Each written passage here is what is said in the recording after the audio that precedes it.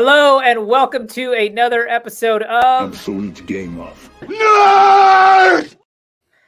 Yes, today we have episode 74, and I am going to be solo tonight. I had a vacation this week, so we're not filming or recording at our normal time and a little later in the day, so a little too late for JP. But this week I have Joshua from Spros Comics. I just recently found Joshua because his video just popped into my feed, and it was about specifically something I always rant about when I go to these cons.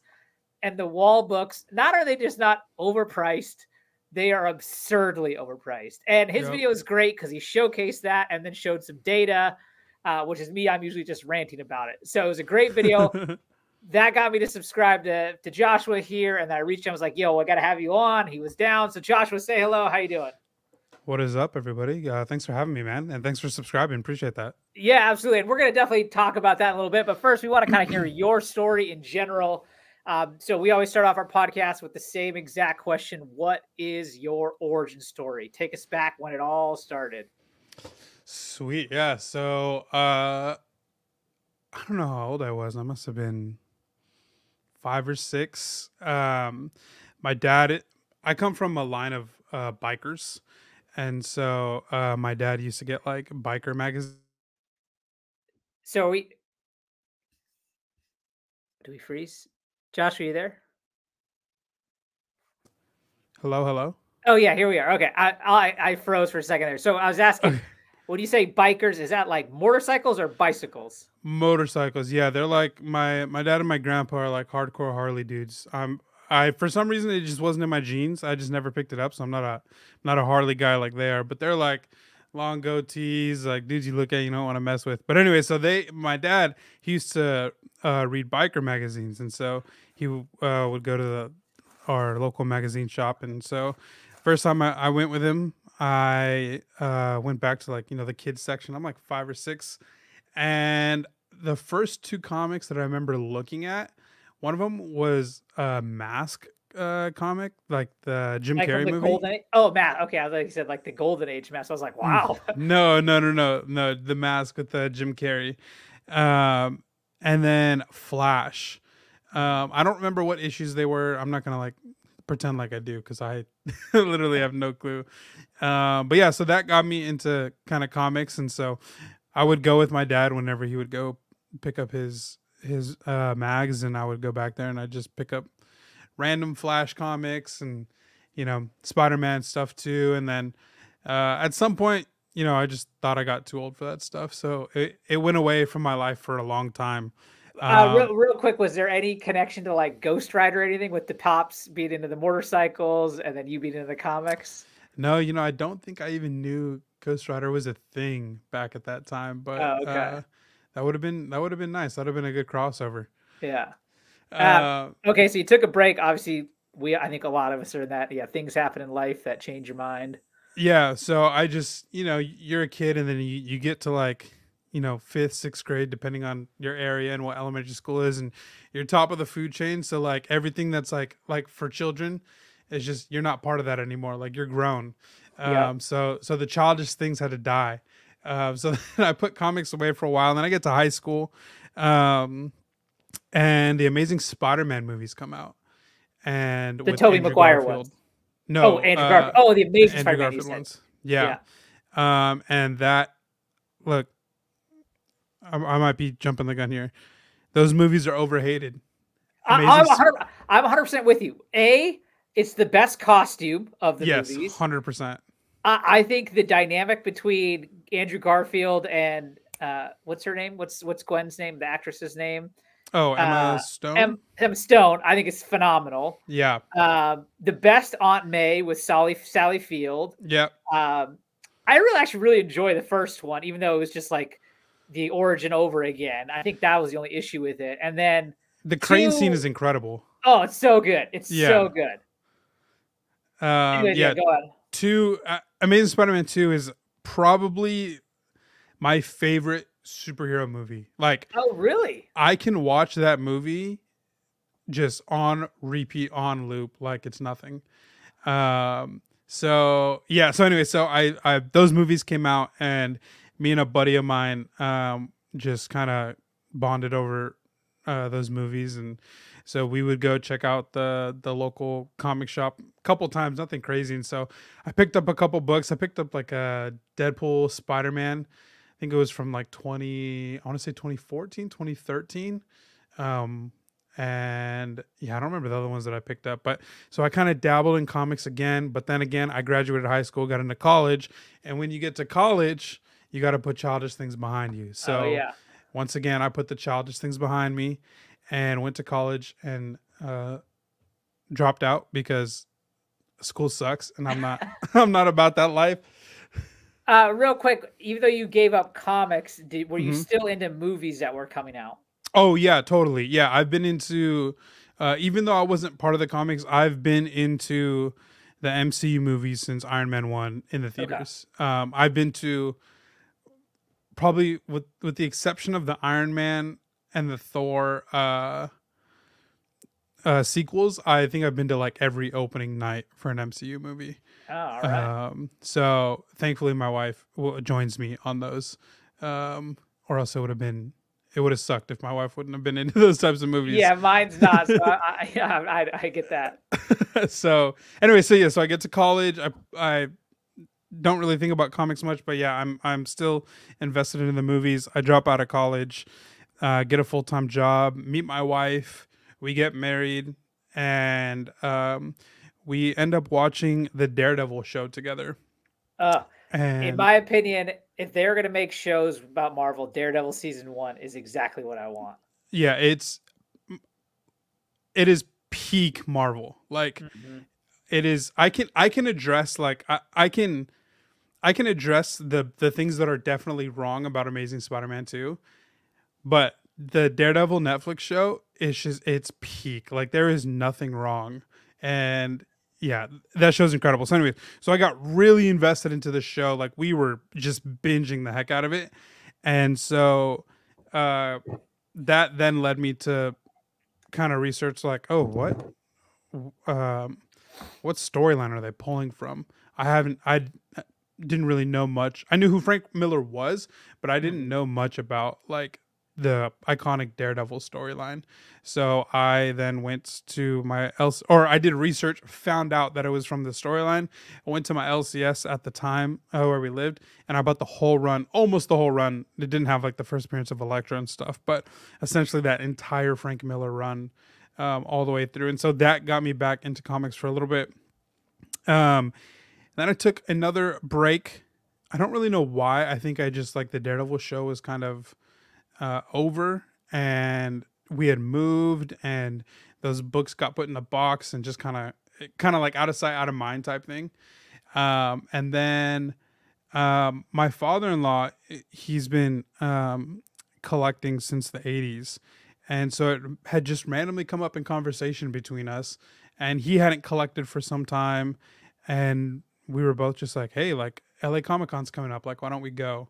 And so we pulled up to LA Comic Con together, and I think there was a couple like small local cons we went to before, What but year are we talking about here? 2022. Okay, so still coming out of the pandemic, so prices are up there. Yeah. Prices are up there. But yeah, so then ever since then, like him and I, like we're pretty much in the hobby together. We do a lot of like when we go to cons together. And so because it's a cool time for like me and him to hang out, and then my wife and her mom, like they'll come with us and they'll just like do their own thing and they'll hang out. And so Yeah, it's that's like awesome. pretty sweet family time. So yeah, so then that was like 2 years, and with me, like I've been creating content for essentially since I got married. My wife and I are both content creators in a totally different in like the gaming world. Um, Like as a profession? yeah, yeah. So the comics thing was kind of like a side hustle, like not like a side hustle, but like a side hobby, as far as like content creation goes. But um, our minds are just kind of like always, kind of thinking like how do we generate like content for this type of thing, or is this something that I want to generate content for? And so I just kind of like looked at the at the comic book YouTube space, and I was like, dang, you know what, like there's just like a lot of room here for this space to grow. And nobody's doing vlogs the way that like some of my past videos are. Nobody's bringing like a chest strap to a convention floor. And so I think LA Comic Con was my very first like big convention that I ever went to. And I immediately knew, I was like, okay, I'm going to come in here. I'm going to film. I'm going to do my thing. And it was a good time. I still bring that chest strap to big cons that I go to and small cons too. And I record. Sometimes it's like nothing happens. It's not worth making a video. Or sometimes it's like this past WonderCon 2024 where, you know, I pulled up and I was filming like I normally would for one of my vlogs. And then I just realized like, dude, I'm not buying anything this weekend. Like, cause this is insanity. Like, so a different type of video is going to be made from this. And so that's just kind of like a quick story of how the content has evolved, but we can dig into that later. Yeah, awesome. And I know watching some of your other videos, I know the Daredevil love has carried over because I saw you buy a Daredevil 1. Yeah, right there. Oh yeah, there you go. Perfect. So where does the Joshua interests lie in the comic sphere? So obviously Daredevil. What else we looking at? What else we collecting? Yeah, so my collection is kind of, you know, when you first get into the hobby or when you first like re-enter the hobby, you are just like, you kind of want to buy everything because you're just so in love with the hobby that like nothing can possibly be bad. So at this point in my collecting career, I'm kind of like adjusting like what I'm buying. So I'm not buying as frequently. I'm kind of being very specific. So at the moment, you're gonna see me buying a lot of like Daredevil stuff. I already completed my 1 through 10 run, so I'm no longer on that hunt. I picked up issue number 10 at WonderCon actually. So that was like the end. So I just got to send that in to CGC to get graded. But right now, currently, I'm saving up and working to getting an FF5. We're on the same track there. Yeah, there we go. So it's I mean, it's a hefty book, man. It's not cheap. So I'm like staying away from claim sales as best that I can. And yeah, hopefully just putting some money towards that. I have almost every single Doctor Doom, Bronze Age and Silver Age covers. I'm missing the 2 Luke Cage Hero for Hire ones. I think it's 9 and 10. And then I'm missing the one where he's fighting, I think, the Thing. It's not an expensive cover. I just like, every time I see that book, it's always in like low grade. So I'm just like waiting to get it in like a 7 or higher. But yeah, so Daredevil and Doom is kind of things I'm always looking out for. I also love Moon Knight. Like I just his character design. I have not read much of Moon Knight. You just like the aesthetic. Yeah, I just love his aesthetic. And the show wasn't that bad either. I loved episode 5. Episode 5 had me in tears. I'm not gonna lie, I hated the Moon Knight show. Really? I hated it. Even the 5th episode, the one with his brother, and like just that whole emotional, like where he's like working through his trauma. Remind me again, how many episodes was it total? 6. So it was the second to last one. Okay, you know, to be honest, I can't even remember the details. There were just so many things I was like, why am I like, I just remember like the floating boat with like the pig goddess. I'm like, what am I watching here? Yeah. Like go back and watch episode 5. And then I remember like the finale where they have that like enlarged person fight at the pyramids, and I thought it was so bad. And I was just like, so that has really just clouded my memory of the show. And so yeah, I don't remember any. Yeah. But yeah, I agree that the aesthetic of Moon Knight is dope. Yeah, he's sick. Yeah, I actually just got a Werewolf by Night 32 a couple weeks ago on Free Comic Book Day. I found one for quite a steal, so I was actually happy to pick that one up. Yeah, raw or graded? Raw. Okay. Yeah. What do you estimate it at? I think I would guess this is in the 2.5, 3.0 range. So it was a cheap copy. I found it. And I was like, this is, because it's definitely one that like I wanted, because so my shtick is like major first appearances. And Moon Knight was really kind of one of the only Marvel big ones that I had left that I hadn't had. Okay. And so, but I'm actually like more focused on still like the FF5, for instance. But then so like when I came across this and I was like, well, that at that price, I can't say no to this. So, so I picked that up. And it presents well, and once it's in that Mylar, that Mylar magic, so I'm happy with it. Yeah, Nice. yeah. Okay, so Moon Knight, Daredevil, Doctor Doom, and then are you a run Spider-Man, collector then? obviously. I mean, Oh, I got some Spider-Man statues yeah. behind me, but So yeah. are you a run collector then, or are you mostly keys or? Honestly, I'm more of like a cover collector. Okay. Unless it's a run that I've read that I like absolutely love. Um, excuse me. So like the Chip Zdarsky Daredevil run. I mean, I think that like that run, if you haven't read that run, like go pick up the trade paperback and read it, because it gives Frank Miller a run for his money for best Daredevil I story. have heard, like, we have a good buddy that does the whole modern storyline comic thing, and he's always has like top up there is Chip Zdarsky Daredevil. Yeah, and I mean now I'm just reading like Chip Zdarsky, like I'm just catching up on Chip Zdarsky's work, because that was the first thing I'd ever read from him. So, yeah, so I'll get runs if I like the story. So like the Chip Zdarsky is a good example, but most of the time it's just like covers that I like. Keys, like I'll go for the major and minor keys. Like I said, like for Daredevil, like I'll pick up his keys throughout, but I just feel like run filling. One, I just don't have like I don't have the space to like have that many comics. Like all my comics are in this closet right here, and so like I can barely walk in this closet. So thankfully we're moving soon, and I'll have like this is our bedroom also. So when we're moving, I'll get my own office too. So I'll have a lot more room to like store comics. So maybe it'll change, when I have more room to have more short boxes and stuff. But yeah, runs is just, it's too much space.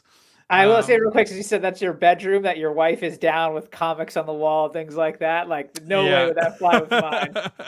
So she's yeah, obviously she's cool with it, because this is, I stream from this this setup, and so like she's got no complaints. But we went to the house to go check it out today, and she was like, man, I am happy that we can have an adult bedroom now. And I was like, yeah, honestly, me too. I am also happy for that. That's awesome. So are you also then a reader of current comics then? I will pick up some stuff, and I'll give it like a few issues. But like the Carnage run that's going on right now is pretty good. The Punisher run, spoilers, they like Frank Castle's gone, and so they got another Punisher. So I was interested in reading that, and I thought it was interesting. The Punisher with like the swords and stuff, right? Yeah. So I can't even remember his name, because I read like the first 2 or 3 issues, and then I mean I got the run in my pull list, but I haven't gone back to read it. But I found it interesting, just not interesting enough to like hook me. Yeah. So you do have a pull list then. Yeah, yeah. But I also like honestly, like half of my pull list is like stuff that I'm reading, but the other half is like the dude that works in my LCS. He also knows like the cover artists that I like, so he's just like pulling covers that he'll think I like, and he'll throw them in there. Who's the cover artist that you like? I mean, obviously the most popular, Art Germ, and Peach Momoko. Like when Peach does like just solo character covers, they're incredible. They're some of my favorite. Art Germ is great. I'm really liking oh man, I'm gonna, oh wait, I think, hold on, I just picked up my pull list today, so I'll have the name. Let me see. David Nakayama is one. Let's see here. Sorry for all the background noise.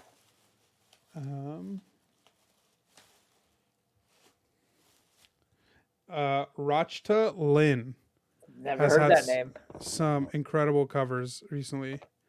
A lot of DC. I haven't seen them on any Marvel products. Jenny Frison. I don't know if you're familiar with any Jenny Frison stuff, but Jenny Frison is incredible also. Catwoman and Spider-Gwen. I love both of them. Where's the it's a David Nakayama one that came out. Oops. Let me see if I can take the sticker off. This is a 1 in 25 Deadpool from. Oh no, sorry. This is In-Hyuk Lee. In-Hyuk Lee. That's cool. And then let me see. I have a Peach Momoko Scarlet Witch one that came out today. Here it is. Like this, like when Peach Momoko just like does these solo cover, like they're just, it's top notch. Yeah. So those are like some of the artists that are on my pull list. So in your collecting, then you span the decades, right? You're going from Silver Age all the way through modern for what you're collecting. Then. Yeah. See, that's a lot. Yeah, I have no favoritism or I like what I like. I think the best thing is to just, don't be so like pretentious, like older is better or newer is better. It's just like, dude, there's great stuff from all these generations. Just have a good time and don't gatekeep like generation stuff. Yeah, I mean, I agree. Like now, caveat obviously is my big is Silver and Bronze Age, and like I said, first appearances. That's what scratches my itch, right? Like I love the history factor, but I feel like you can enjoy this hobby in so many ways, and like I can't stand, for example, when there's like some people that are like, let's just say Golden Age collectors, and they're like, well, anything past the Golden Age is just modern to me. It's like, shut up. Yeah. Like, shut up. Like, I don't care about Betty Mabley Boop. You know what I mean? Like, I don't care about these books. Like, I see like pulps all the time, like in these on these live sales on Instagram, and they're just going for thousands and thousands of dollars, and I'm like, bro, I wouldn't pay $2 for that book. Like, I don't understand. I have no interest in pulps. I do have obviously an interest in some Golden Age because I am a Batman, a Superman fan. Yeah, and there are a few like those like phenomenal covers like Startling 49. Once I'm done kind of in the next few years with some of the stuff, I would be interested in going after those. But outside of that, like a lot of the just like, because the Golden Age had more titles, I feel like, than any other era. And it's just like, there's so much just like, I really am a superhero guy. So that's kind of my lane. Yeah, no, to continue answering your question, I also like right now, I just love like the 20 cent, like the border covers right now. Just those like sweet Bronze Age. They have a name. Are you talking about the ones with like the faces of all the characters and then it's like one big face? Is that the one? No, it's like the classic 20 cent like square. I'm trying to think of like Luke Cage Hero for Hire. Like the first like 10 issues are that square. The frame. I think that's what it's called. The frame covers. Oh, okay. Man, I'm totally blanking, looking like a bad collector right now. But yeah, so I really like 20 cent covers for some reason right now. So you can also get them for like a pretty decent like price. Like a lot of times they're like mid-grade or just like sitting in people's like $2, $5 bins, and so yeah, you can nab them at a nice price. But does your interest at all span into DC? Yeah, for sure. So I think Chip Zdarsky is also writing Batman right now. Batman, I've heard that's also phenomenal. I've heard it is also so good. I have a lot of catching up to do just because I've been busy. But I'm caught up to the Joker part. Like I haven't gotten to the Joker part, and I know there was a lot of controversy because apparently the artist used some like AI on the art, so there was a lot of controversy with like one or two of those issues. But yeah, I haven't gotten to the Joker part. I have the whole, because that's on my pull list, so I have like the whole run that I haven't read in a box sitting in my closet, that just when I can carve out like an hour, 2 hours to read, like I'm just gonna sit there and just catch all the way up. But yeah, so the Batman Zdarsky run right now. I'm also I like Nightwing. I loved Nightwing as a kid. Nightwing. So yeah, Nightwing is super cool. So my buddy, the one that when I was going to comic books in high school, he kind of got me into Nightwing. I just think he's got like the coolest suit. But yeah, Catwoman and Joker like are two like covers that I'm always like looking for. Also, like I have no Golden Age books, so I don't have any Golden Age Joker. Golden Age is just, I feel like there's a lot more that I would rather buy with that money, like putting it towards an FF5 or like buying the FF6 instead of buying like Golden Age Joker covers or Yeah, just Golden I'm Age with you. Batman covers. My It's dream go ahead. my dream book that like I'm probably never gonna have is Red Hood. Oh Um, yeah. that cover is incredible. And Punch Comics 13, but who doesn't want that? Wait, Punch Comics 13. Is Or it? I know is it 12? 12. The 12, skull. yeah, 12. Yeah, the skull. Oh yeah, that's my favorite of like the horror genre. That is, in my opinion, it's by far the best. Yeah. And if I had to pick like of the non-superhero Golden Age, that would be my number one book to go after. Yeah, for sure. But that thing is unreachable. Yeah, yeah. I mean, I feel like I saw a 1.5 that was like 12K or something like that. Or Yeah, that makes sense. Yeah. yeah. I've seen them go for quite a bit on live sales. Mm. I've only seen it like once or twice, but yeah, it's not a book that comes around often. Yeah. Yeah, no, that is a beautiful one. You mentioned with sharing the hobby with your father-in-law when it comes to going to cons and things like that. Is his interest kind of similar to yours? Does he also read modern stuff? Like, do you guys talk about that kind of thing too? Or Yeah, so thankfully, like we live like 5-10 minutes from each other. So we share the same LCS. So sometimes we'll just like run into each other on New Comic Book Day. But yeah, he doesn't read a lot of modern. I have to like really push him to read it. Realistically, like I probably just need to buy him the Chip Zdarsky trade paperback for him to like read it. But he does like covers. He's more into modern covers than he is into modern storyline, just because he's a professor, so he doesn't really have time to like, just sit. He's got a lot of other books to read throughout the year, and comic books is just not one of them. I want to ask real quick, does your wife ever get upset when like you and him are just chumming it up so much? No, she understands. She loves it. Like she says like, I mean, I would rather it be this than like you guys barely able to stand each other. Yeah, 100%. So yeah, I'm blessed. I mean, a lot of my friends like they struggle with their relationships with their in-laws, but I'm like, nah, like I'm super tight with my in-laws. Yeah, I mean, I'm closer to your friends, relative to your friends' relationship with theirs than I am to yours. So I am definitely jealous of that. No, I mean, I'm blessed, man. I definitely like understand how much in the minority I am to have in-laws who are cool. Yeah. Tell us a little bit more about the channel. So you do these vlogs from cons. Is there any other type of content you like to make on your channel for kind of talk about it for those that may not know your channel and Yeah. So, like I said, been doing content since we got married. Things have worked out well for us, as far as like success in like the analytics and just the gaming side of things. And so, started the comic stuff. Again, my mind kind of shifted to how can I make content out of this, / do I want to make content out of this? Kind of did an analysis of the comic book space on YouTube, and not to offend anybody at all, but there is like a very low standard of quality of like production. And so like in the space that I'm in, that my wife and I are in, I'm kind of slowly trying to move out of that and like kind of go into comic book a little bit more full time, and just giving my time and energy into that. But it's a dog eat dog world, and it's grind mode. And so a lot of the things that pass for success in the comic book YouTube space would never pass for success in a lot of other spaces on YouTube.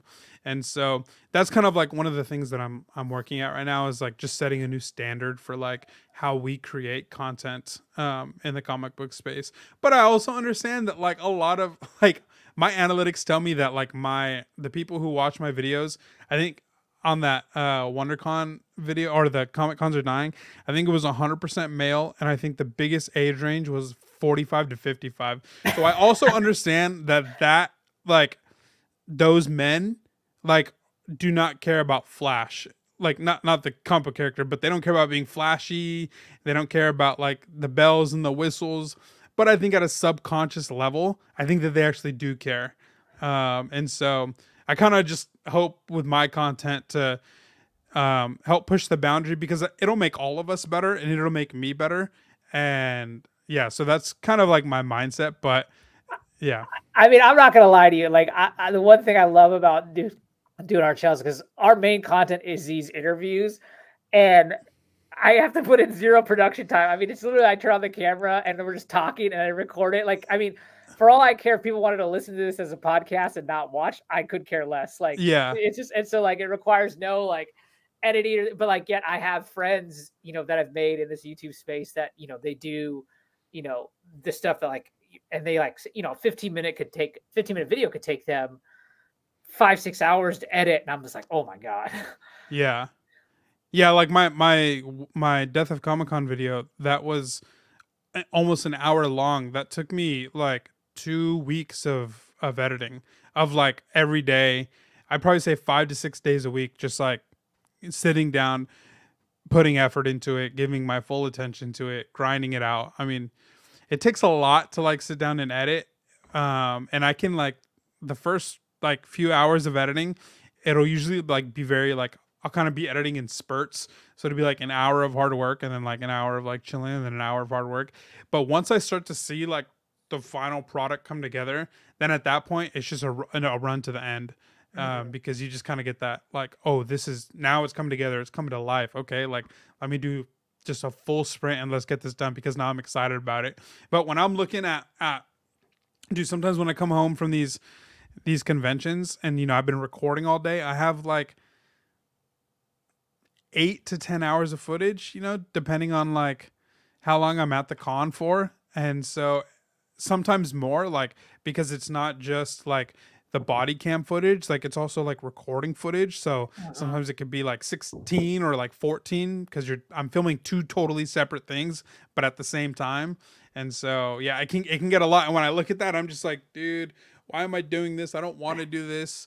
But then when I see the final product, I'm like, okay, cool. Like, I'm putting something out there that I care about, that is worth talking about.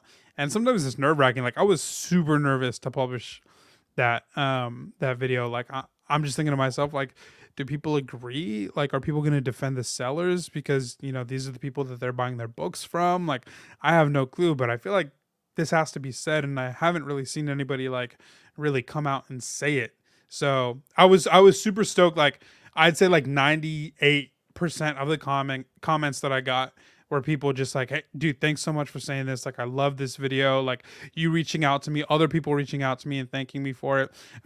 I had people commenting and they were like, if you don't like the price, just walk away. And it's like, yeah, I've been doing that for the last 2-3 years. Like, exactly. Yeah. Now it's time to not do that. Yeah. I mean, and we're going to get a couple quick questions I want to ask. One, yeah, because of the time it takes and the time you want to put into like the editing and things like that, would you say that your kind of schedule in terms of putting out content isn't necessarily like a routine? It's just when I have stuff to do, I'm putting it out and it is what it is? Or how do you stand on that? So I would say that before, I just like, it was the channel was a side thing for me. And so I was still doing a lot of gaming stuff. So my schedule was kind of like, and whenever I want to get to it type thing, in between, streaming on Twitch, getting that footage to my editor. And then by the time, I'm done with that day, then I'm like, okay, do I want to edit comic book stuff? And I'm like, not really. That's why on my channel, you'll see gaps. There's like a lot of gaps where I didn't post for a while. This is what I was getting. I mean, because like, so you do gaming content for a living. Is that correct? Yeah, I'm currently like transitioning out of that, but yeah. Okay, yeah, that's what I was gonna get, is like, when you're doing this for a living to then do it again as like a side hobby, like personally, I know that would be like hard for me to do, because like I want something that takes me away from, but more power to you if that's how it works. That's great. Yeah. No, I mean, I honestly, I love creating content just because it's so challenging, and it's a lot more. I mean, I know create is literally in the title of what we do as a content creator, but I don't think people really understand how creative it you have to be a successful YouTuber or streamer, and to just be at the top. I'm not saying I'm at the top because I don't think that I am. I think I'm like very far from that. But you think of dudes like Mr. Beast, Ludwig, Ninja, like those dudes, they don't just sit there, turn on the cameras and hit record or hit go live and then just hope that people are coming in. Like there's so much thought behind what they do, especially somebody like Mr. Beast. Like, I mean, that dude is 24/7 thinking about YouTube. Oh And yeah. that's why he's the most successful YouTuber, because he doesn't let his brain stop thinking about it. And I mean, it shows in his videos. Like, I mean, his videos might not be for everybody, but I mean, sometimes it pops up in my feed and I watch and I'm just like hooked. And then I go on like a Mr. Beast binge watching experience where I just got to catch up on his last 10 videos or whatever. No, I mean, to be perfectly honest, like I'm a bit older than you, so I'm 41, and like I've had conversations with like the younger generations, and like they have ambitions to be, whether it be social media influencers or YouTube content creators, and I don't think that a lot of times they realize, like, let's just say if you're an Instagram kind of thing for a living, and it's like, those people that have, full-time jobs is that, like, let's just say they have hundreds of thousands of followers, like even the people that have like 50,000 followers, like to them to get to that level, like it's a non-stop, Yeah. like all day you're on your phone doing the things and making pictures and videos and editing and like, and it's I totally 100% agree with you. Like the amount of work it takes to put out well, it doesn't look like it's that much is insane to think about. And it is 24/7, I'm sure. So Yeah. I think early on for my wife and I, it was especially for her because she had got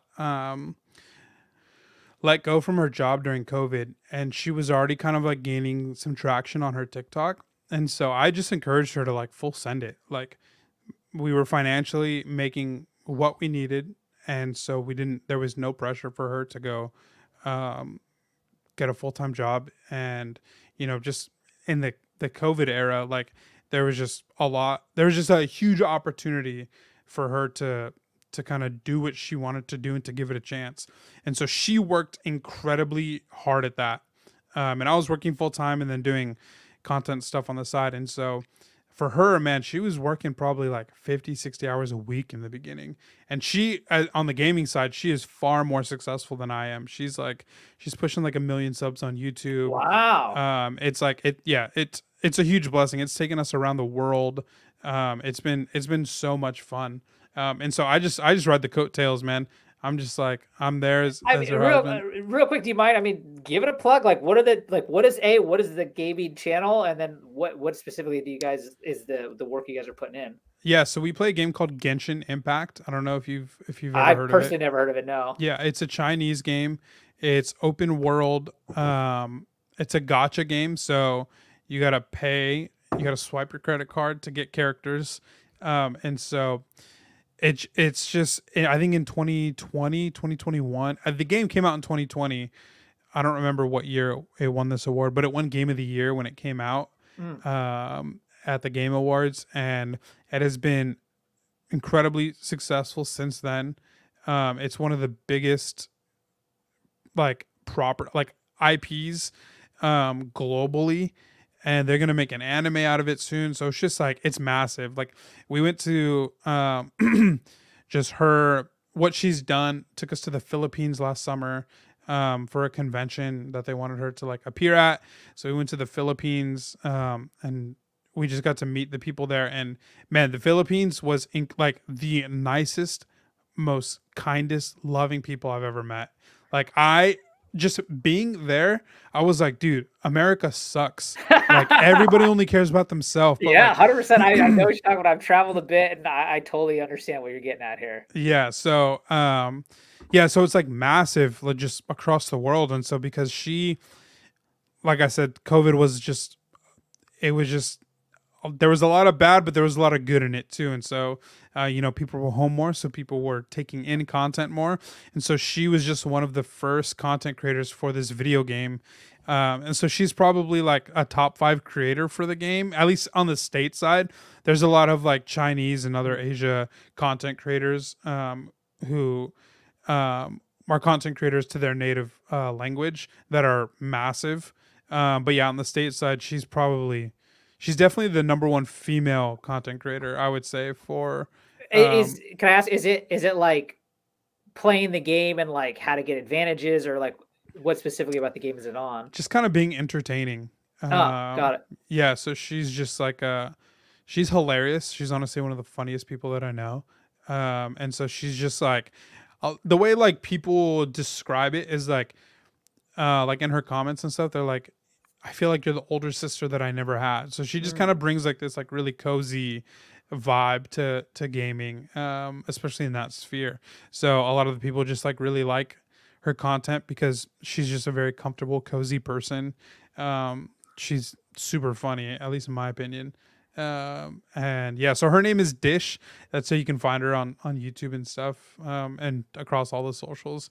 Dish or Companion Dish, just depending on. Yeah, I'll throw her links down in the description when we post this. Yeah, absolutely. That's awesome. I love hearing that. That's great. Good for her. Good for you guys. Like, Yeah. more, hope only all the more success coming your way. Yeah, no, I'm giving her all the praise, man. It's not me. It's I got to give her flowers, Yeah, absolutely. Swinging back to you though, so you said you're kind of getting out yourself of the gaming side, but still in the so are you looking to switch to doing the comic stuff then as a profession? Yeah. So, well, I just want to give more time to it. I haven't like streamed in the last month, and I told my community because I was also playing Genshin and this other game called Honkai, both Chinese games by the same developers. So I was playing those games, streaming them. I had an editor that was working with me to, chop up videos and post them onto my YouTube channel. And so I was doing that for a while, and it's fun. Like, I still play those games. I just haven't been streaming them because I've been using my time during the day to just edit videos. So I have another video coming out on the comics channel hopefully next week. I'm just kind of waiting on a couple things logistically. But if not, maybe 2 weeks. But it's yeah, it's another hour-long video, so it's taken me a couple weeks to edit it, and then as soon as I'm done with this one, I have another video that probably won't be as long. But I went to New York recently and interviewed owner of a comic shop out there. I think he's owned it since like the 80s or the 90s, and so Very cool. I got to do an interview with him. And so I've just kind of like had content stacked up for the comic channel, and I'm just like, man, you know what? Like, the stuff, it's just kind of like when I upload it always does well.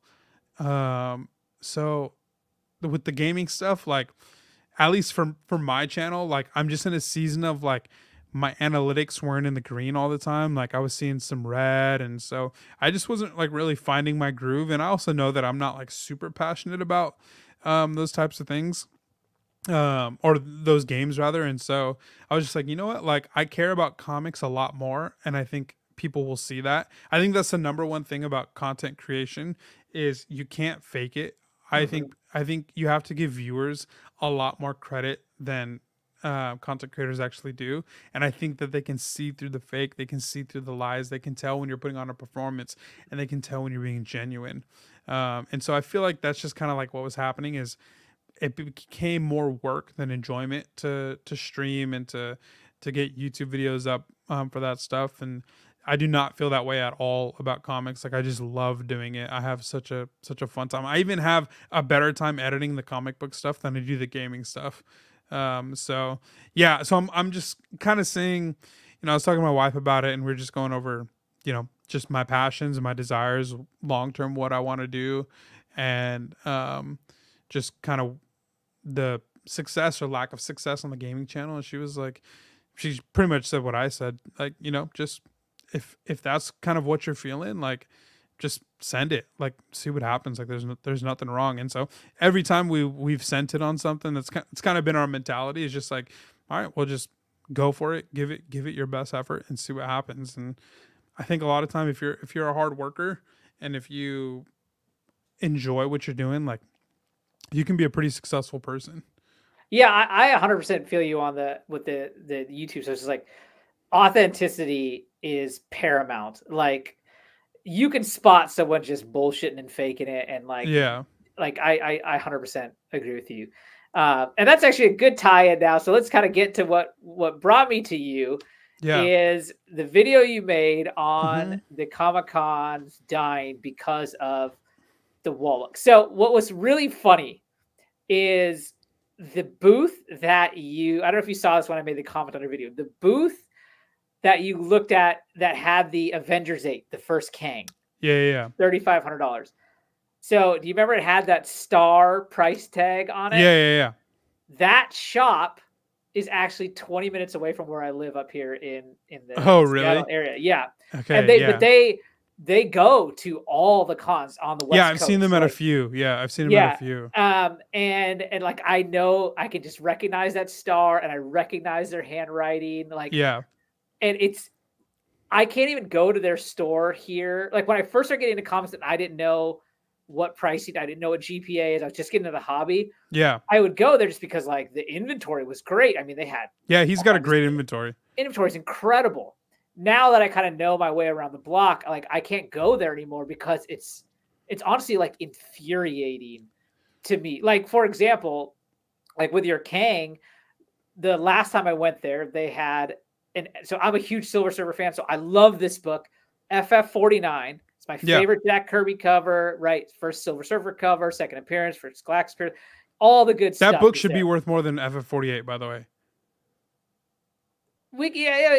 Potentially, yes. 48 is the worst cover in the FF Major Keys. That cover is horrendous. I don't want to see a big baby on the cover, and you're just like, yeah, this is for Silver Surfer. No, I don't care. Yeah, anyways, sorry. Keep going. No. That's totally fair. But, I mean, both FF48 and 49, for what they're worth, they've both crashed especially since the pandemic. Like, those books were way high, and they're way low now. Like, you can get a mid-grade FF49 raw for $500. Yeah. 5060s, right? Like I can find that to you on Instagram almost every day. Yeah. And the last time I was in their shop, they had a raw copy.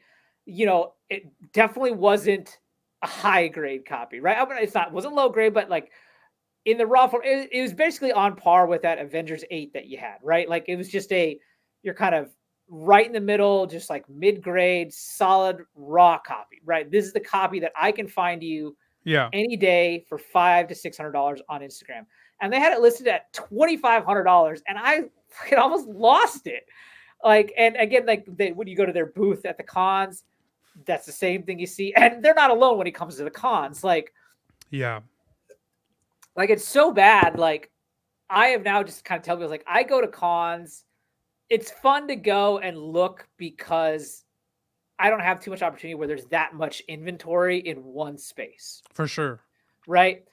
I am not a run collector, but like I kind of made this decision like, oh, I'm a big Silver Surfer guy. I'm going to collect and I had like 1, 4, 3, which were like the key big issues in the 18 issue run. It's like, you know, I'm just going to make a thing and go after this run and I'm only going to find it in person. And I did that because it's when I go to these cons, I do want to walk away with something, and you can find those Silver Surfer books for like $30 in the bins and things like that. So that was totally cool. And that's what I've been doing. Like I haven't picked up an actual like wall book from a con in ages because of what you talk about. Now I've always just, like I said, I've ranted and I've kind of bitched about this on my like con recap videos. I really appreciate how you like showed an example, went into GPA, went into IG, went into eBay and showed recent comps. I'm curious, has any sellers from any of these shows, like, have they responded at all? You know, the guy, allegedly, the guy at that shop that's near you commented on the video. Let me see if I can pull it up real quick.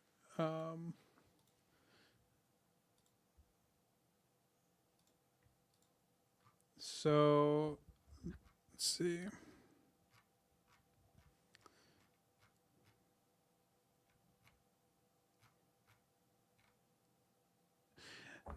So this person commented and said, "You have a good idea. We'll send the book to be graded and drop the price on the lower grade book. We're here to make friends, not money like blue chip books." And I said, "Are you the seller from that booth?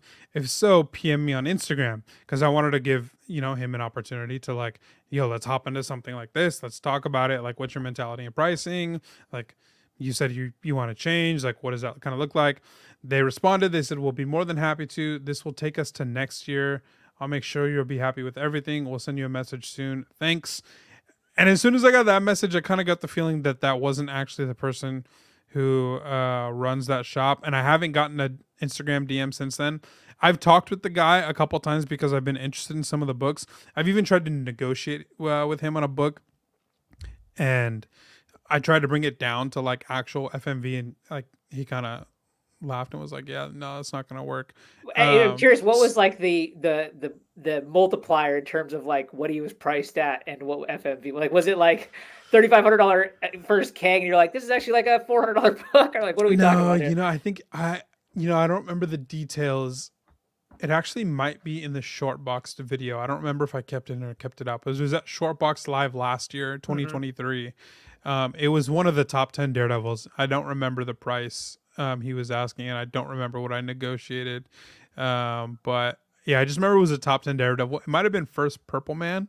I don't think I had that book yet. But yeah, I don't remember the details. But if it's in if it's in the video, it would be in that one. If not, I probably made the decision to cut it out, because I'm not trying to be mean to these sellers, which is why 100%. And this is why I'm not going to name the shop. It's not why I'm asking you who come. Like, I'm not trying to like ruin anyone's business, but I think like we have these emotional responses, and I think it's okay to talk about them. Like, for sure, yeah. So that was the only time that somebody had reached out, but I haven't had any other comments of, hey, this is my shop. Actually, the Dr. Doom FF5. Yeah, I love when you're like $9,000 for 2.0, and you like went into GP. You're like, there's never been a recorded sale this high. Yeah, it's insane. And the sad thing is too, one of the guys that works at that booth recognizes me every single time, because I always have it's a chest strap that I wear around, and the camera sits right here, so it's very obvious that I'm recording when I pull up to these booths. And so he sees me, and he's always like pointing at the camera and like doing silly things. And so I've seen him at LA Comic-Con, Wonder Comic-Con, and I saw him at New York Comic-Con, and he's always like really friendly. I don't think it's his booth. I think he just works there. So I felt bad, but I'm just like, yeah, when I was saying that, that was the booth that was, I heard them talking about GPA and like slandering GPA to some certain customers. They were talking about an old Golden Age book. I think it might have been like a Human Torch book or something. And he said that somebody had came up to them and was like, yo, will you take this? We take this much for this book. And he was like, I pretty much laughed him away, because they showed me GPA and recent sales. And he was like, I don't care about GPA. Like, this is what I'm going to sell the book for.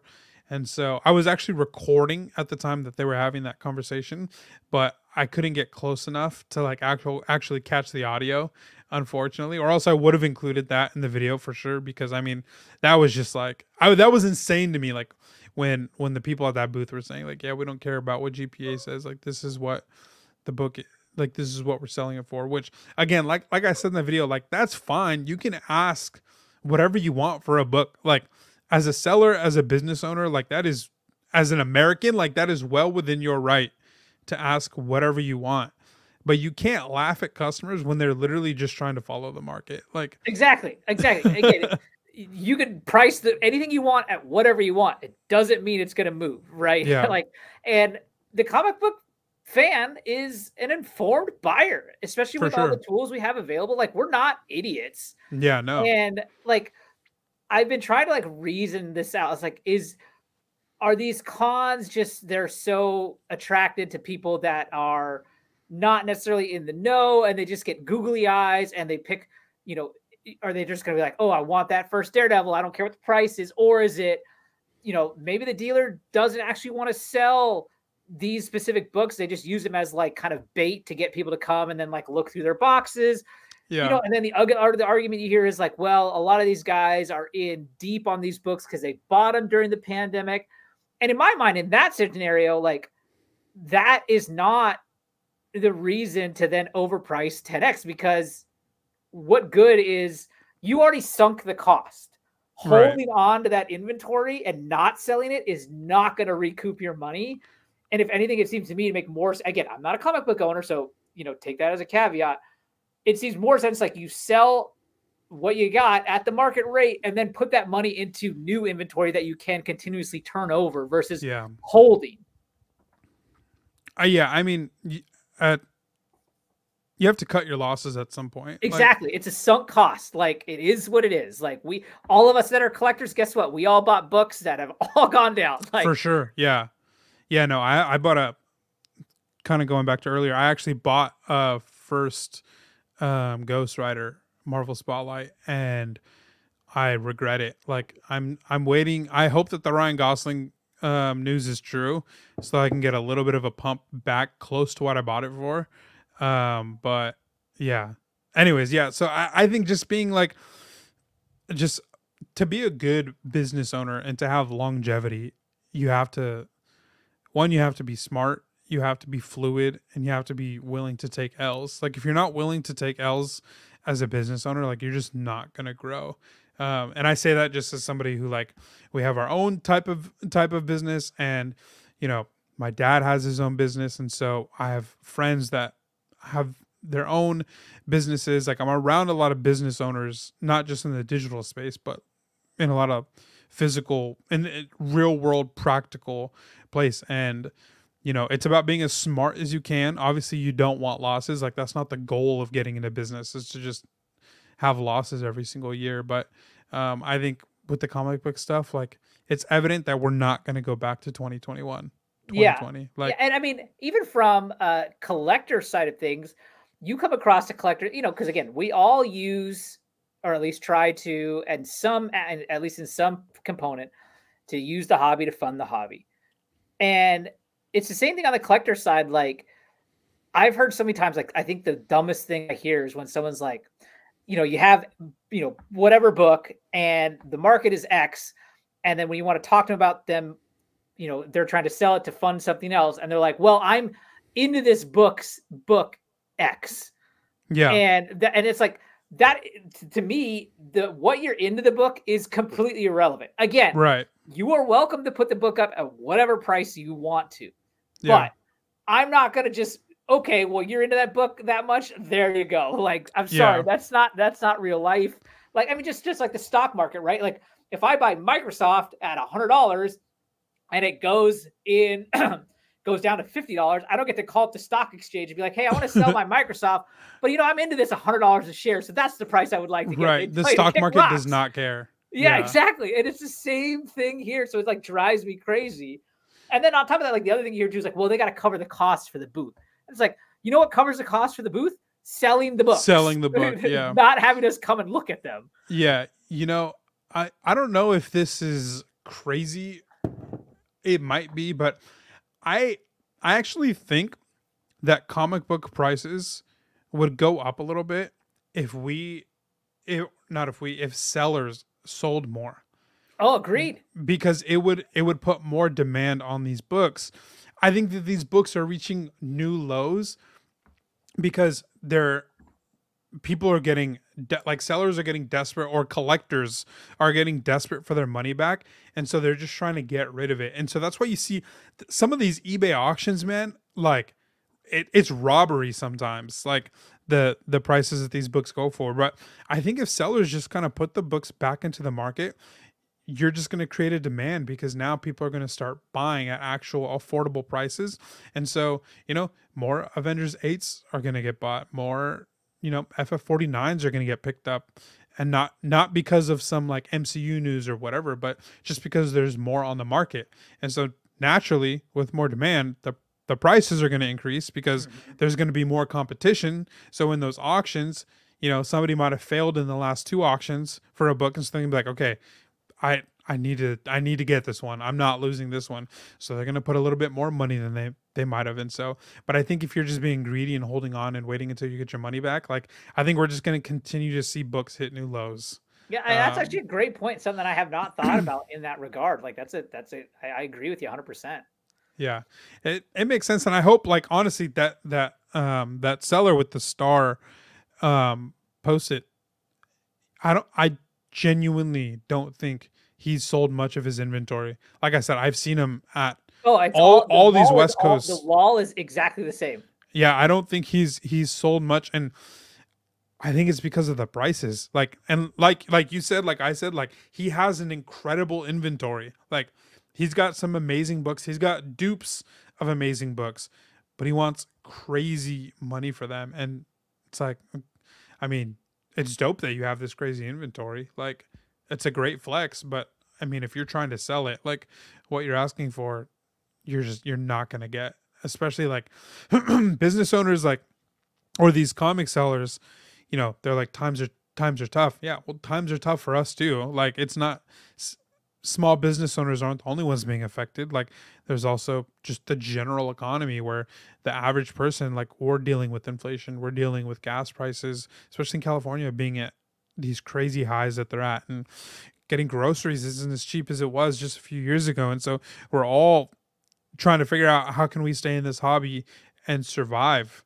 with the current state of the economy. And so both sides have to deal with that struggle. But it just seems like for some reason the sellers think that they have like more, like, Yeah, I mean, just when it comes to that specific dealer, like if you go to their store here, it's a big store, and there's a lot more than comic books. Not to mention they have a lot of they do the new stuff.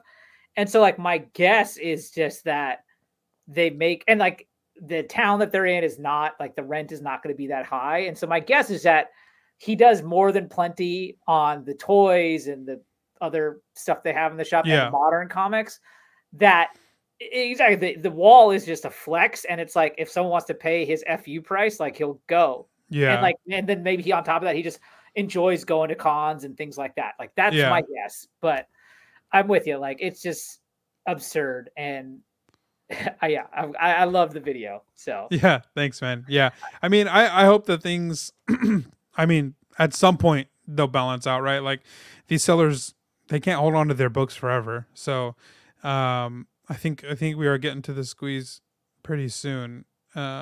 Even that one dude I interviewed on the Zoom call, he was saying that he's not going back to NYCC this year because I think they wanted like 10K for a booth or oof. something like crazy, and so he's just like, yeah, that's not worth it. So I think we're going to get to a point where, I mean, he's a great seller and he's not going to show up at this big con, and so I think you're going to see a lot of sellers kind of with the Well, same thing, like, I'm actually curious, since you go to a lot of bigger cons, at least. So in the Seattle area, we have the two big ones are Emerald City Comic Con and Summer Con, which is actually coming up in June. And I got back into the hobby at the end of the boom. So it's 2022. And even since then, the amount of dealers comic wise at the two cons shrinks yeah, every time. And it's like, I want to say now there may be 4 comic book vendors. Now there's obviously lots of Funko Pop dealers and right, art and all these other stuff that you get, the pop culture stuff at these cons now. But actual like comic cons, and there's only like at these ones there's literally like 4 dealers, and so like they are also not going to these things too. So yeah. No, WonderCon was significantly smaller as far as comic book dealers go, this year than it was last year. They didn't cover the entire convention floor.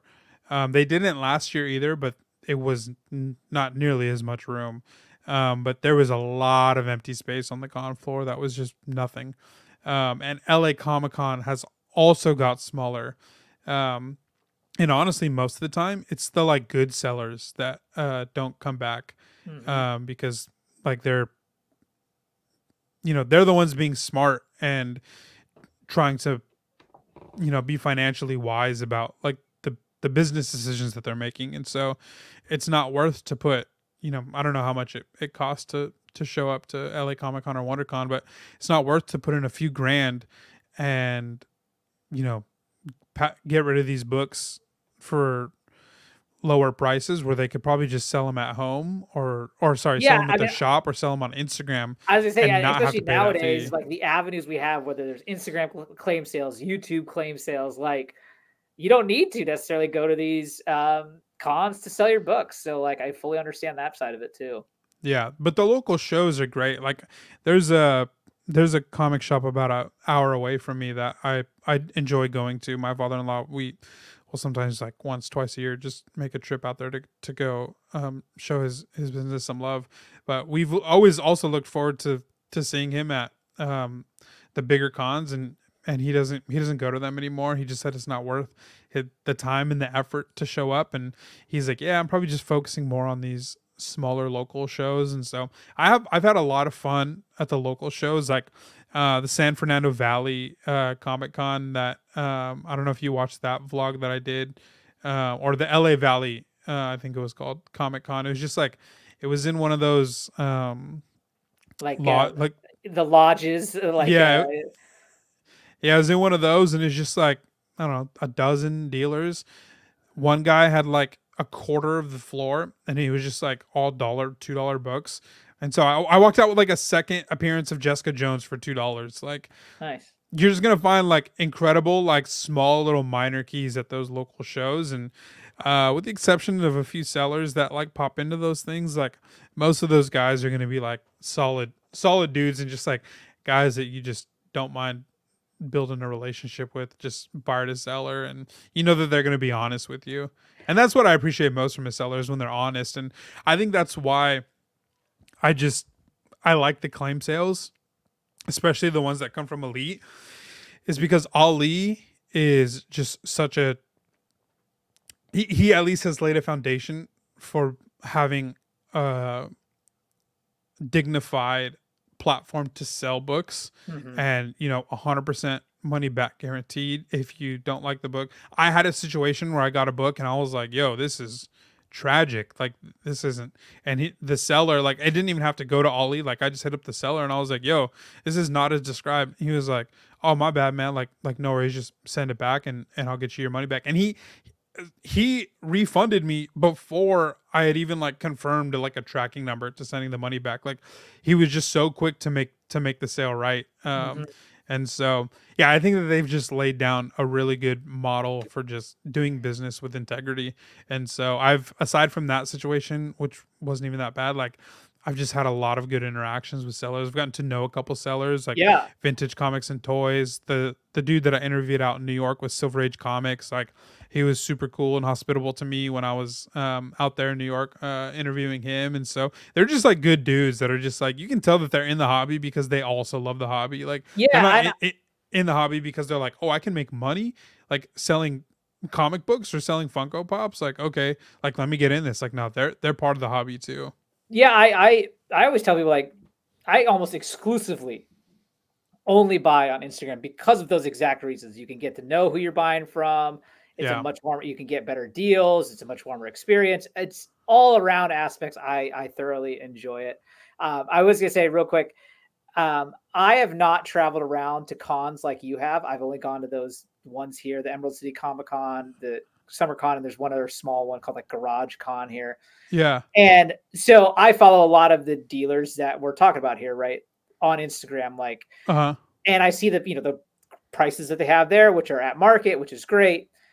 I am this summer going to Terrificon in Connecticut. There's a bunch of that I've made friends with on the YouTube space that we're all meeting up there. We're going to check it out.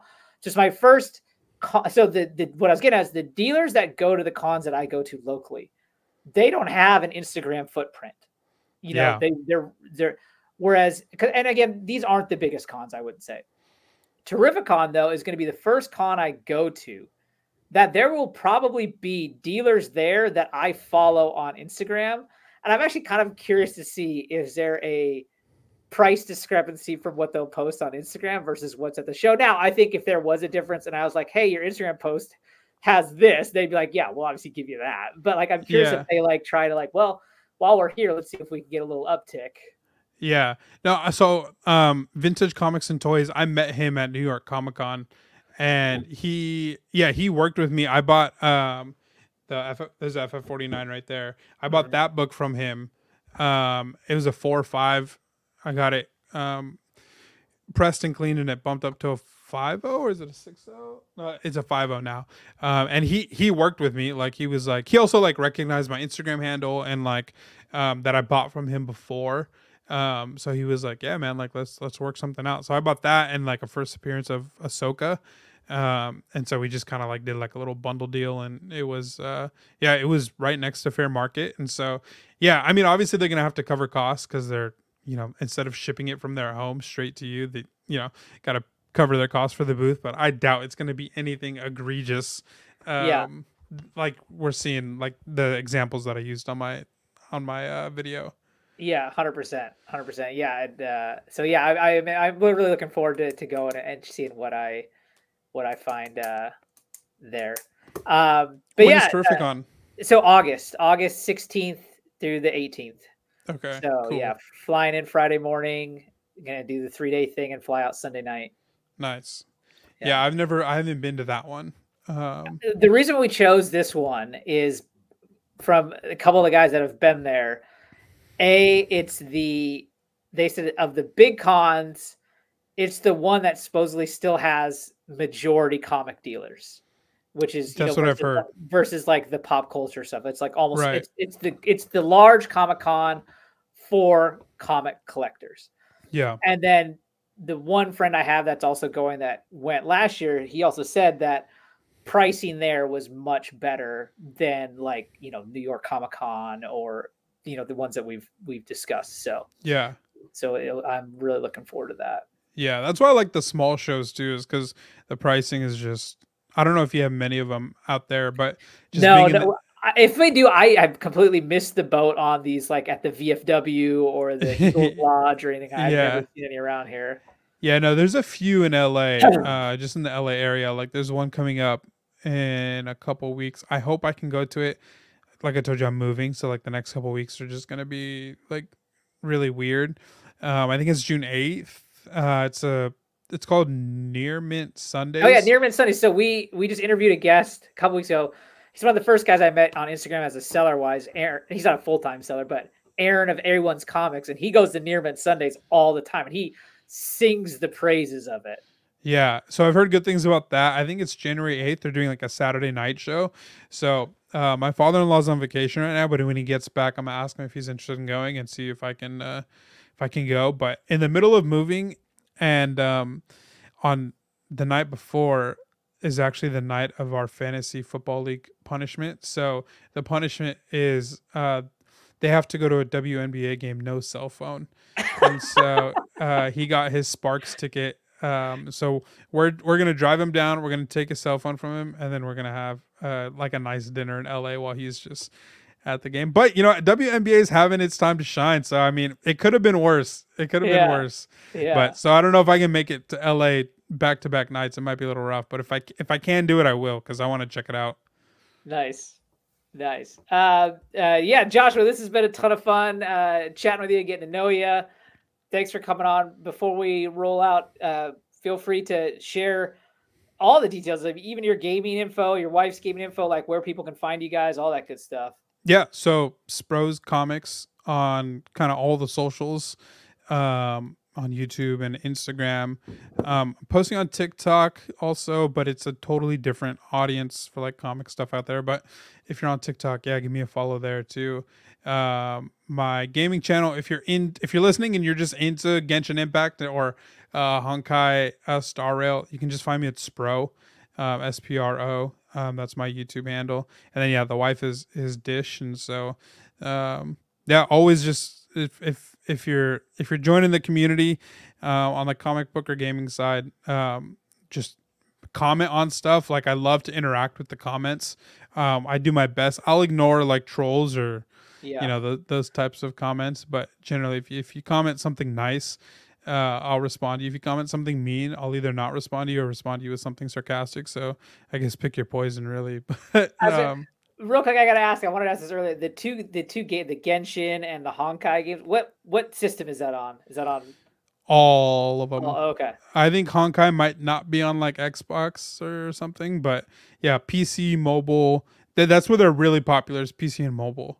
Got it. Okay. Probably like their top two, but yeah, I think Honkai won Mobile Game of the Year this year from the Game Awards. So yeah, it's crazy. The world is a lot bigger than you think, and I feel like I'm learning that every single year. I 100 like you think of a hobby and you think it's small or whatever, and like you have no idea. There are conventions, there are swizzle stick conventions where people go and they make crafts with swizzle sticks. Like, and I would say that on that, like, I would tell you the comic book side is one of the smaller ones. I would say, like, you compare us to, like, I mean, compare us to video games, compare us to Pokemon. Like, we are pennies compared to the, for sure. Yeah, I think there's a lot. I think I wasn't like, I'm not trying to toot my own horn like when I was saying, like, you know, let's push the boundary of production and stuff like that. But I think just like if we all come together and are just like, yo, let's start killing it. Like, I think we can make comic books, like the YouTube side, bigger than it is. But you know, everybody does what they want to do, and you know, I'm not hating on it, because especially when you're like creating content, you need different types of content creators. Like, you can't have rinse and repeat, or else it just becomes oversaturated, and nobody wants to watch. But I think that's currently where we're at with the comic book stuff. I feel like everything is kind of the same. I feel like it's a lot of turn on the camera, record, minimal editing. Like, when I watch comic videos, it's a lot of just like somebody talking to the camera for 15 minutes straight, zero editing. And I'm honestly impressed that they can talk for 15 minutes and not need editing, because I cannot do that. But like, I feel like almost every video in the comic book space that I click on, like, that's what I'm watching. Is dudes talking to a camera 15-20 minutes straight, no editing. So yeah, if you have a creative mind, and like, even if you're just like a viewer, if you're just like have seen the ways that you think that you can like shake up the comic book YouTube, comic book Instagram, TikTok space, like, I say do it. Like, it's good for us. It's good for us to have different types of content creators. It's good for us to raise the bar. It's people think it's scary and it's going to bring like unwanted competition. Like, it's not. Like, we're all going to make each other better content creators. It's going to force all of us to be more creative, and it's going to bring more people in. Because if we all just, if new people are coming in and they just kind of see the same video from 10 different YouTubers, they're just going to be like, okay, there's like nothing really going on here. And they're just going to pick one person that they think is the best, as opposed to, hey, let's have like 5 different people doing 5 different things. And then you get one viewer who's like wants to watch everybody. Right. And so, yeah, if you're creative, if you just think like you have good ideas, like, bring them to the comic book content creation space and I will add on that note too. Like, you could talk to a lot of people like, oh, I would love to do that, but I want to get better at this, or I want to get this piece of equipment, or I want to, like, before I start. And I am of the opinion, and I'm curious if you agree with me, just start and you will get better faster just by getting those reps in. For sure. Than you will if you wait till you're at this certain platform or plateau that you can be like, okay, now I'm ready for making content. Like, just turn on the camera and start, and you will get better faster that way. Yeah, I agree, especially in the comic book space, because I think that the entry level to even see some successful numbers is a lot lower compared to other spaces. So you can get in with minimal production quality. You don't need a Shure mic. You don't need a crazy Sony camera. Like, you don't need the crazy stuff to be successful. Like, you can just start with your phone. And people, I see comic book shops, and they're using, you can tell it's Android. No hate to Android users, but you can tell it's Android, and it's all pixelated on Instagram and stuff, but they get good views. And you're just like, dude, I can barely see what's going on, but you're killing it. And so I think the floor for success is pretty low. So I think you can get into the door, start creating content that you want to create, find a little bit of success, and then you can use that as a ladder to take the next step to bump up your content a little bit more. That's where I think like the lacking is people have got into the door of creating content around comic books. They've found success and then they've stayed there. And so I think that's why the past few years, nothing's really happened in the comic book YouTube space, because people are still kind of at the same level they were when they entered. They might have a little bit of a better camera or like a better mic, but for the most part, it's the same thing. Now, there's a couple comic book YouTubers, that one couple, I think they're down in Florida. They always go to those shows. I'm totally blanking on their name right now. They buy collections sometimes. Like, I think that they're like a super cool creative channel, but yeah, if you get your foot in the door, you start seeing some success, you can start adding on to your content later. But yeah, like you said, just get through the door, start creating content, you know, see what's working, see what's not, and then you can build from there. But I think the whole point that I'm trying to make is we got to start building on what we're creating and expanding on it, and seeing that there's a lot more out there. And just individually, like, you have a lot more, not you, but a general you, like, you have a lot more to offer in this space than what you're currently offering. It's just a matter of like kind of unlocking that potential that you have in creating content, and yeah, just taking a risk. And I'm somebody that's scared of risk. I'm there's a lot of risks in my life where I'm scared to jump, and so I'm preaching to myself here. Like, there's even a lot of comic stuff, like I said, like when I made that video, like I was scared to post it, and there's a lot of other stuff that I'm scared to do too. But it's just about being willing to take that risk, being creative, and then just seeing what happens. Sometimes you're going to fail. I've learned this on kind of like the other side. There's a lot of stuff that you think is going to pop off. You're like, oh, I killed it. My editor killed it. Like, this video is going to pop off, and then it doesn't. And you're like, why didn't this should have popped off? Like, I hit all the check boxes. Like, I did everything right, and then it doesn't. And then you make something small, and you're like, like whatever. Like, I just need to put something out, and then it hits, and you're like, what? How did this hit? I didn't hit any of the check boxes. Like, this doesn't make any sense. So if you're just creating content and putting it out there, as long as it's hitting people's feed, algorithm doesn't care. Like, algorithm's going to put it out if people are looking at it. Yep, 100%. Well, right on, Joshua. Thanks again for coming on. It's been a great almost hour and a half here chatting with you. And you know, down the line, would love to have you on again. And yeah, keep doing what you're doing, man. Yeah, man. Thanks. You too, man. Hopefully I get to meet your host next time, or your co-host. Yeah, absolutely. All right, guys, everyone, thanks for listening. As always, like, comment, subscribe, all that good stuff.